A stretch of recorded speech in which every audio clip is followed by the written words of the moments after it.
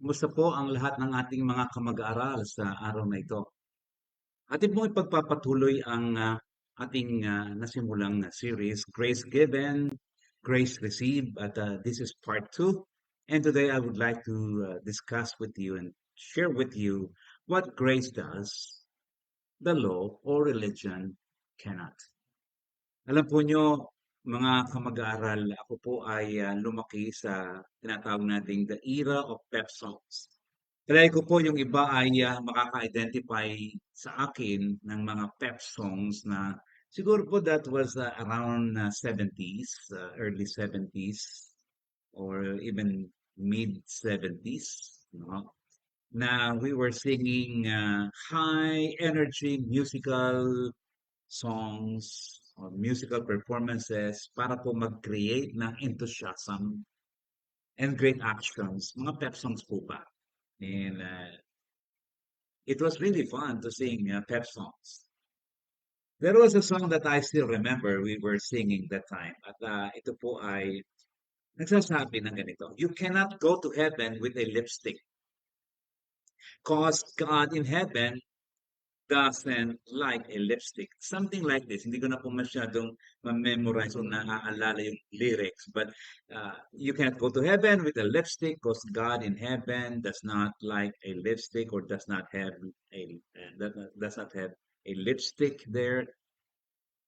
And mga kamag-aral, I agree with Proverbs chapter 31 verse 30 that says charm is deceptive, beauty does not last. Tama naman po yun. Sabi nga po ng New Living Translation is charm is deceptive and beauty does not last, but a woman who fears the Lord will be greatly praised.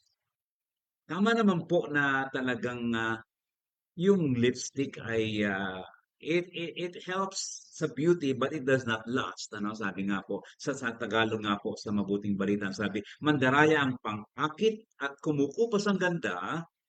Ngunit ang babaeng gumagalang at sumusunod kay Yahweh ay pararakalan. I believe this. Ako po'y naniniwala na yung beauty ay wala sa panglabas na kaanyuan.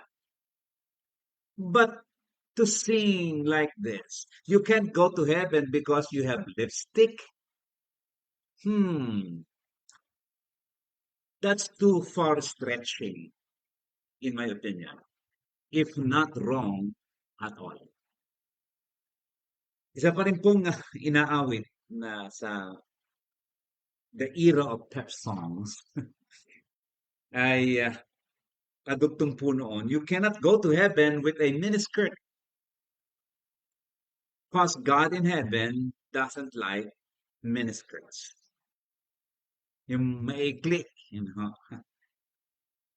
And this may not be the exact words again, but the idea is there. Medyo matagal na po kasi. But you get the idea. And some of you can really identify with me. You can relate with me. Again, I agree with First Timothy chapter 2, verse 9. That says, and I want women to be modest in their appearance. They should wear decent and appropriate clothing and not draw attention to themselves by the way they fixed their hair or by wearing gold or pearls or expensive clothes. Tama po yun. Sabi nga po sa Tagalog, ang mga babae naman ay dapat maging mahinhin at maayos at kagalang-galang sa pananamit at ayos ng buhok. Hindi sila dapat maging magarbo sa pananamit at maluho sa mga mamahaling alahas na ginto at perlas. Tama po yun. I agree with this. 1 Timothy 2:9. But to say you cannot go to heaven with a miniskirt, as if that miniskirt, wearing that miniskirt, will disqualify you right away to enter heaven. Again, that is too far stretching, if not wrong at all. Meron pong isa. Hindi lang po sa the era of pep songs, but I also grew up in the era of don't do this, do that preaching. The era of don't do this, do that kind of preaching. Although, hanggang ngayon po ay meron pa rin namang ganitong mga klase ng preaching, the kind of preaching na don't do this, do that.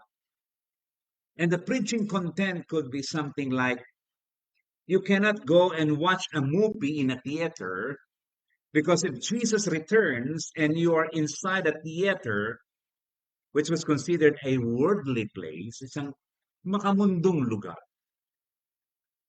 according to some of those preaching, don't do this, do that kind of preaching, you will go to hell.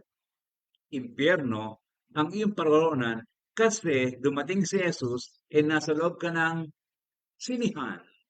At ang sinihan ay isang makasanlibutang lugar. And therefore, you will go to hell. Yun lang. Simpleng bagay na ginawa mo, nasa sinihan ka, inabutan ka, na second coming, you'll go to hell. Even if the movies is the Ten Commandments. Nanonood ka ng mga, alam niyo na, matagal na po yung movie na The Ten Commandments. And sinasabi nga po ng mga, don't do this, do that kind of preaching. You should not go to the theater to watch the Ten Commandments. And the recommendation was, watch it on Betamax only. Betamax, sabi ng mga bagong mga kabataan ngayon, ano po yung Betamax, and you can just Google it kung ano yung Betamax. And just let me tell you that this was how people watch movies in the 70s and in the 80s. Betamax. Ako po yung nabuhay doon sa era ng pep songs with those kind of messages and the era of do this, do that kind of preaching. Let me share with you what J.D. Greer, in his book, The Gospel, this is what he said. The preaching of the law produces only Pharisees. They might be Pharisees who fast twice a week, tithe their spices and cumin, and refuse to walk more than a certain amount of steps on the Sabbath. Or they might be Pharisees who give away lots of money, adopt children, and go on mission trips. Either way, they are only Pharisees. Their focus is on external change, while their hearts are filled with poison. They are immaculately obedient tombs. They are immaculately obedient tombs. At ganito nga po ang sinabi ng Mateo 23:27. Habag-habag kayo mga tagapagturo ng kautusan at mga pariseyo. Mga mapagkunwari, ang katulad ninyo yung mga libingang pinaputi. Magaganda sa labas, ngunit ang loob ay bulok at puno ng kalansay. And I could not agree more with what J.D. Greer said. Itong mga ganitong mga pananaw, mga external changes, focusing on external changes, behavioral change, while the hearts are filled with poison, this is good for nothing. Yung pinipilit baguhin lamang ang mga panglabas, pero sa loob ay ang daming kasiraan at ang daming kabulukan. They are, I like what he said and how he used it, the words he used it, obedient tombs. Sabi nga po ng Mateo 23:27, mga libingang pinaputi. Well, I'm not saying this is for everyone, and we are not telling that this is what everyone is doing, but I need to check my heart regarding this.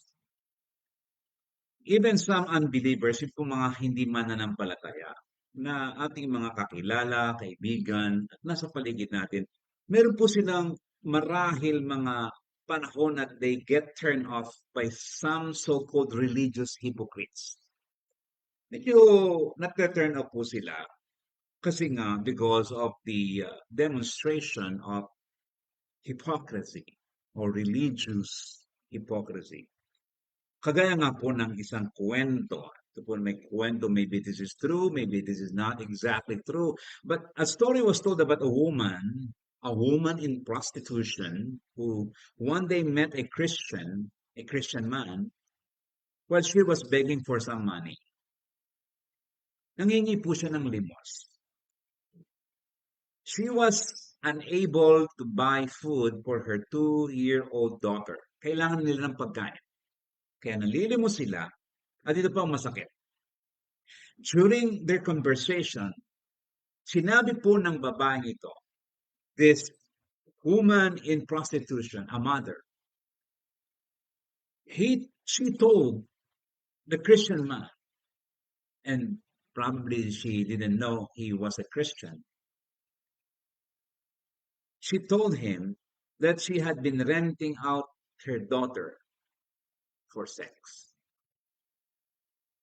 That woman in prostitution did not hesitate to admit that her daughter was earning more than she could earn on her own in a night. Napakasakit, hindi po. Inamin din po ng babaeng ito that she had to do it to support a bad habit, which is really wrong. Finally, ito pong Kristiyano na kaharap niya ay nagkaroon ng isang pagkakataon upang sabihan siya to ask if she had ever thought of going to church for help. Baka naman makakatulong ang iglesia. Baka naman makakatulong yung mga Kristiyano. And the woman was shocked and said, church, yung iglesia, yung mga grupo ng mananampalataya dyan, why would I ever go there and join them? I am already feeling terrible about myself. They will make me feel worse. Now, please understand this does not speak about the universal church. Hindi po yun.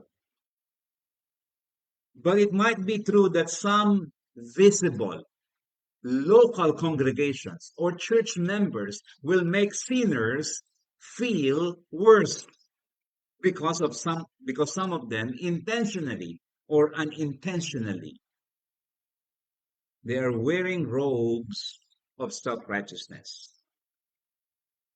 Meron po kasi ilang mga miyembro ng iglesia at mga mananampalataya na sa halip na robe of righteousness ni Jesus Christ ang kanilang isinusuot, they are wearing robes of self-righteousness na parang sila ang matuwid at ang iba ay masama.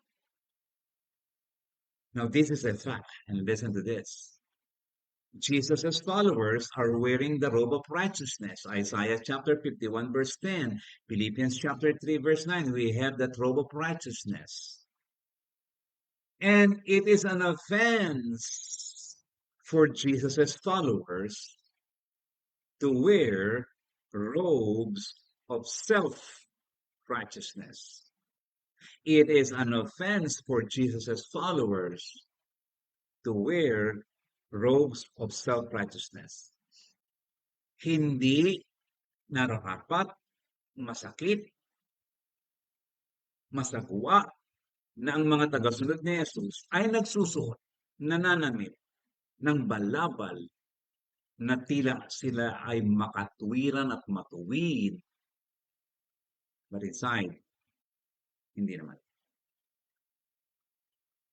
Noong pong tanungin si C.S. Lewis, isa pong Christian philosopher, noong tanungin siya, what makes Christianity unique?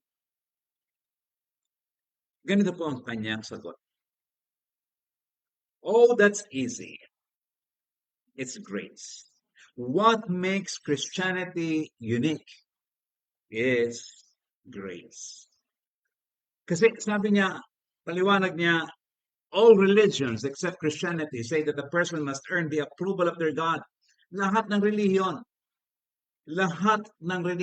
na nagtuturo sa tao ay nagtuturo na dapat nilang makuha ang approval ng kanilang Diyos. Whatever concept of God one has, only Christianity dares to believe and proclaim that God's love is unconditional. Tayo po lamang mga mananampalataya kay Heso Kristo ang nagsasabi at naniniwala at nagpapahayag ng pag-ibig ng Diyos ay walang kondisyon. We do not need to earn the approval of God to be saved. That's not the way to be saved. Approval of God, period. Pag-usapan po natin yan. Alam nyo, marami po sa atin, we grew up with the picture of God who adds and subtracts good and bad deeds in the book of life. Para bang may isang Diyos na araw-araw nakatingin sa iyo, tinitingnan ka, dinadagdagan ang iyong mabubuting gawa kung ikaw ay gumawa ng mabuti, at kung ikaw ay gumawa ng mali, ikaw ay binabawasan. At araw-araw, tinitingnan ng Diyos ang lahat ng tao, dinadagdagan kung gumawa ng mabuti, binabawasan kung gumawa ng mali. Meron pong mga ganitong paniniwala.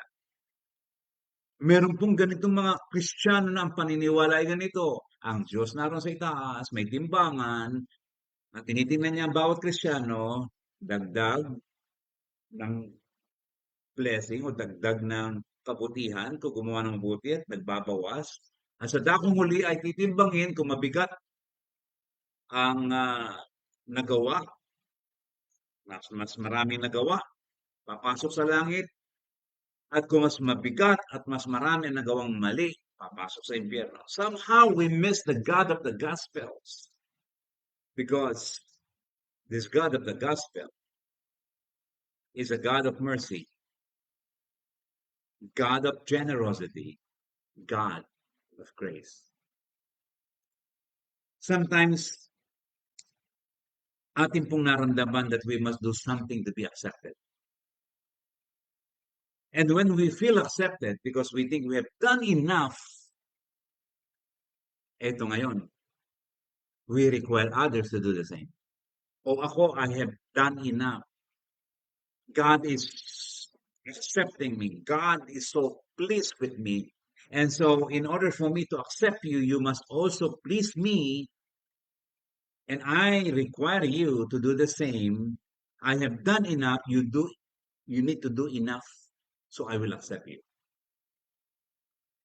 Meron pong ganitong pananaw that they have done enough. And God accepts them. And ganun nga din po ang kanilang nagiging relasyon sa kanilang kapwa. You need to do enough so that I can accept you. And this is not the robe of righteousness. We are talking here, in this case, robe of self-righteousness. Ang suot-suot niya ay self-righteousness. There's so much boasting. Ang dami pong paghahambog malimit. Because we think we have earned God's approval. We all try better, we all try harder every day, and we think we have earned God's approval. We add a little more to our present listings. Itong mga ginagawa ko, Lord, itong gagawin ko pa, itong mga gagawin ko pa. And we add a lot of things on the list on what we will do, hoping that if we have done much, kung marami tayong nagawa, kung halos lahat nadaluhan natin, kung lahat halos nabasa natin sa Biblia, kung marami tayong nabasang aklat ng mga Christian literature, kung marami tayong nabahagi na ng salita ng Diyos, we feel and we think, kasi nga, performances ang approval ng Diyos, God is impressed and God approves us all the more. Kung ganun pala, mas marami akong i-list ng gagawin ko kay Lord, mas tatanggapin niya ako. This is not true. The math of grace is this. There's nothing we can add to make God love us more. There is nothing we can add to make God love us more. Pero iba po talaga ang the math of the law system or the system of the law. And the math of the law system is this. If you want my approval, parang ganon, sinasabi ng Diyos sa kanya. If you want my approval, there's something more you must do. In the law system, God is seen as a merciless taskmaster, always standing over you, yelling at you. Not enough. I want more. Not enough. Not enough. I want more. Ito po ang pananaw ng ilang mga mananampalataya, even the followers of Jesus Christ, that they seem to be hearing God as a merciless taskmaster, tagapagpatupad ng mga maraming mga gawain. At lagi tayong sinisigawan tila man din, hindi ka pa sapat, hindi ka pa nakakasapat, gusto ko pa ng higit, gusto ko pa ng higit. And this is what some of us probably are hearing. Because our understanding of our relationship with God is the system of the law or law system. Alam nyo, in the law system, the feet follow closely, but the heart runs away. Kaya hindi po imposibleng mabasa natin sa Biblia na may mga tao na they worship God and yet the heart is far from God. Because in the law system, the feet follow closely. Parang nakikita niyo yung obedience. Parang may pagsunod, pero ang puso malayo sa Diyos.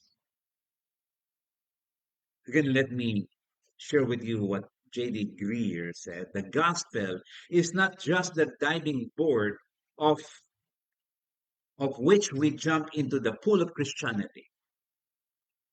It is the pool itself. The gospel is the pool itself. It is not only the way we begin in Christ, it is the way we grow in Christ. I like what he said, that the gospel is not something that we will jump into the pool of Christianity. Sige, talon ka para nasa gospel ka. No. The gospel itself is the pool. Ito yung talagang nilulubugan mo. This is who you are, this is how you live, this is how you grow. It is the gospel, it is the grace of God. And so let me submit to you, mga kamag-aral, mga kamaniwala, that transformation or change is also a work of grace. How do we know if this is true? How do we know that transformation or change is also a work of grace? Ang pagbabago ay isang gawa din ng biyaya ng Diyos sa atin. Paano natin malalaman kung ito'y totoo? Ito ba'y nasa sinabi ng Biblia? Thus says the Lord, or an opinion or an inference or conclusion lamang? Let me read Titus chapter 2, verses 11 hanggang 14 sa NIV. Napakaganda po ng pagkakasali. Ang sabi ng Titus 2:11 hanggang 14, for the grace of God has appeared that offers salvation to all people. Salvation, it teaches us to say no to ungodliness and worldly passions, and to live self-controlled, upright, and godly lives in this present age, while we wait for the blessed hope, the appearing of the glory of our great God and Savior, Jesus Christ, who gave himself for us to redeem us from all wickedness and to purify for himself a people that are his very own, eager to do what is good. Mag-aral, grabe po ang Titus 2:11 hanggang 14. Ito po yung mga talata na magbibigay sa iyo ng kalayaan na kahit ilang beses mong basahin, hindi ka magsasawa and it will liberate you, it will give you freedom. Ano po sabi? The grace of God. Ano yung biyaya ng Diyos? It offers salvation to all people. Yun lang? No. Ang sabi po ng Titus 2:11, hindi lamang siya nag-offer ng salvation, ito rin yung nagtuturo. It is the grace of God that teaches us to say no, no to ungodliness and worldly passions. Transformation, change is also a work of grace. It is not simply following rules, period. It is not simply behavioral change. Don't do this, don't do that. It is understanding the grace of God because that offers salvation. Not only that it offers salvation, but it teaches us to say no to ungodliness, worldly passions, to live self-control. This is how the grace of God will help you to live self-controlled, upright, and godly lives. Kailan? In this present age, in this fallen world, while we are still waiting for the blessed hope, the appearing, the coming of the glory of great God, Savior Jesus Christ. Ngayon, we can say no to ungodliness. Is it by following the checklist, making your checklist longer so you can please God and receive God's approval? Hindi. Sabi pa nga po doon sa pinakahuli ng chapter 2 verse 14 ng Titus, when you learn the grace of God, you will become a people eager to do what is good. Saan nag-uugat yung people eager to do what is good?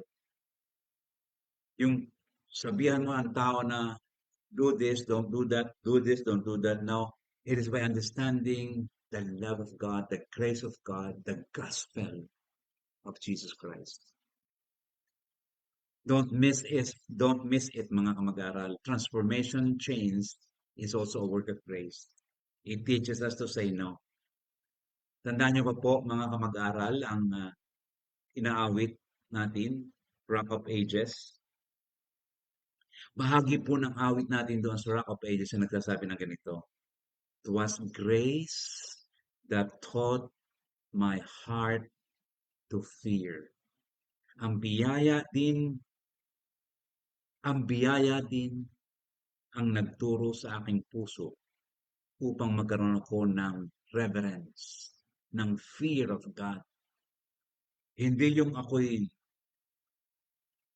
sabihan ng lahat ng mga bagay na hindi ko dapat gawin at dapat kong gawin, na I am so helpless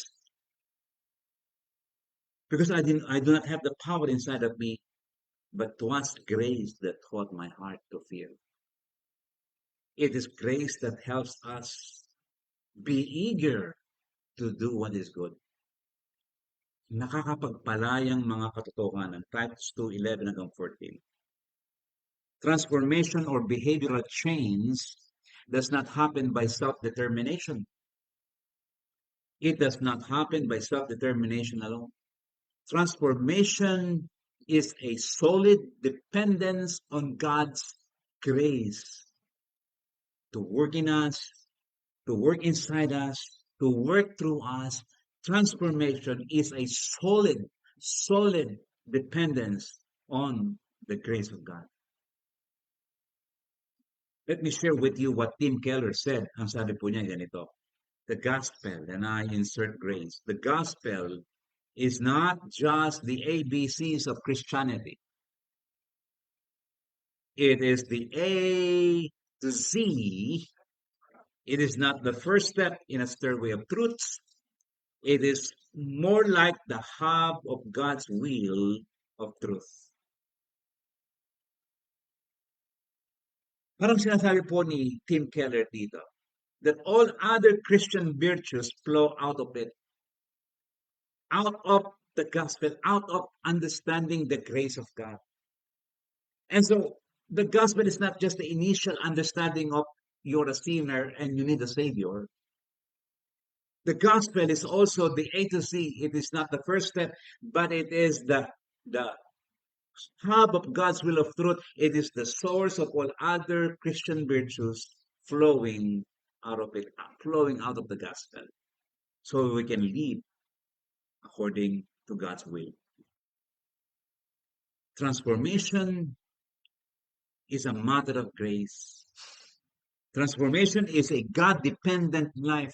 Transformation is a God-fashioned life.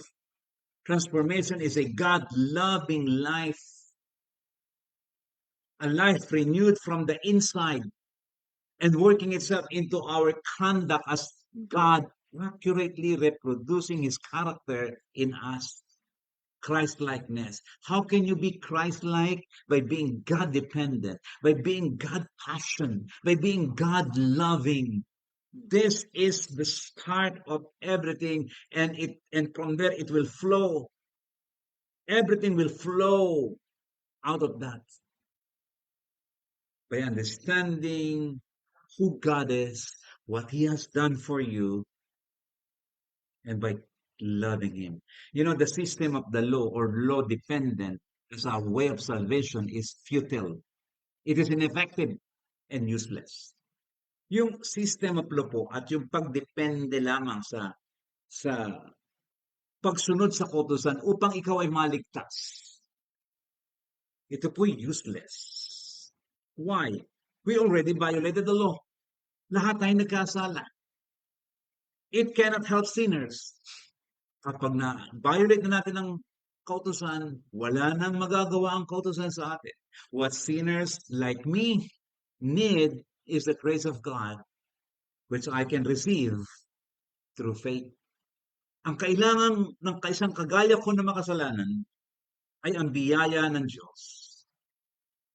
The gospel, the power of God unto salvation na aking matatanggap sa pamamagitan ng aking pagtanggap kay Jesus bilang tagapagligtas. The system of the law is ineffective and useless in transforming lives. Hindi ito makakatulong as a way of salvation, hindi rin ito makakatulong in transforming lives. Doing the Christian life on your own, without the power of the Holy Spirit, without being God-dependent, without being God-fashioned, without being God-loving. When we need to resist temptation, and when we need to say no, when we need to say no to all kinds of ungodliness, ano pong sabi ng Titus chapter 2? It is by God's grace also to say no to ungodliness, to live self-controlled, godly lives. It is by the grace of God sustaining you, giving you power, the Holy Spirit, to say no to ungodliness, to all kinds of ungodliness. Alam po nyo, the system of the law will create many things you wanted to do to feel safe. Ang daming ililista ng mga system of the law. Gawin ko kaya ito. Gawin ko pa kaya ito. I'm gonna do this. I'm gonna do that. Which, you know what? It is not wrong to minister. It is not wrong to serve God. But sometimes that is how we feel God approves us.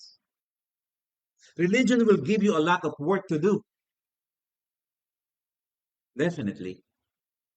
But the system of the law cannot get close to heaven. It cannot get close to heaven. Now, para po itong tatabirin mo isang siguro ilang milyang dagat. 100 miles na dagat. Ewan ko po kung makakalangoy ng isang daang milya. Maybe there is. Pero marami pong tao hindi. Kahit na anong pagsisikap, hindi makakaabot sa kabilang pangpang. 100 miles, sea swimming, hindi makakaabot. Ganun po ang system of law. Bibigyan ka ng trabaho pero hindi ka makakarating.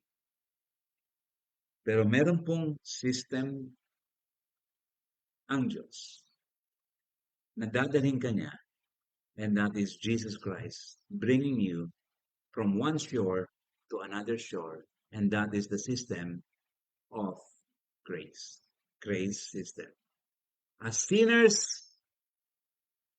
we cannot swim. Baka makakalangoy ka, pero you will be short of it. We need the grace of God. We do not need more religious laws to follow and disobey later. Kaya mga kamag-aaral, mga kaibigan, someone said, and let me tell you this, a seeking God and a seeking person are always sure to find each other. The God who is seeking you and the person who is seeking God, they will surely find each other. A seeking God will never abandon a seeking person. If you found religion, the system of law, but not Christ, I encourage you to seek Jesus now. At tanggapin mo siya bilang tagapagligtas at Panginoon ng buhay. Muli mga kamag-aral, tayo po yung nagbibigay ng pasalamat sa lahat ng patuloy na nakikipagkaisa sa ganitong pag-aaral dito po sa Maniwala Facebook Live at ganun din po sa YouTube. Thank you for sharing yung mga videos. And also, we would like to thank the group here, the Maniwala team, sa kanilang patuloy na pagsuporta po kung magkaroon po tayo ng ganitong avenue to teach lessons that will set us free. Tumasa po ako mga kamag-aral na patuloy tayong lalago sa mga ganitong pag-aaral. Muli po, ipapasalamat ang inyong lingkod. Hanggang sa muli, Jonathan Oriliasa. Sa Diyos lamang ang papuri.